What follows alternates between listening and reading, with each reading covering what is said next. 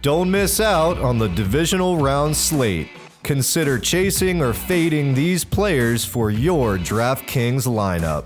Number 5, Cam Newton. He's the most expensive quarterback on the board, but he's also the likely MVP of the NFL. Newton had 45 total touchdowns this season with only 10 interceptions and is undefeated at home. The Seahawks have given up the fewest points to quarterbacks over the last 3 weeks, but none of those quarterbacks have the rushing ability or the dance moves that Cam does.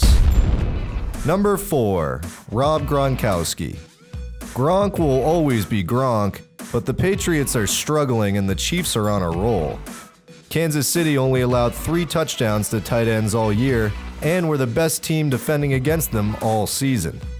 Tom Brady has only thrown 5 touchdowns in his last 4 games, so it may be time to fade the most explosive but also the most expensive tight end. Number 3, Greg Olson. G-Reg already had a game-winning touchdown against the Seahawks, and he was Cam Newton's number 1 target all season. Seattle struggled to defend tight ends this year, but did get better in the last 6 weeks, holding them to a 60-yard average. Cam Newton does have a 104.6 passer rating at home though, and will be heavily targeting Olson no matter what. Number 2, Doug Baldwin. Baldwin had a Cinderella run to end his season with 11 touchdowns in 6 games, but reality is about to come crashing back to earth. He was limited to 3 catches for 23 yards the first time he matched up with Josh Norman, and at $6,800, he's a huge risk to not hit value. The Panthers graded out as the number 1 pass coverage defense this year, and there's no doubt Baldwin will be their number 1 focus. Number 1, David Johnson.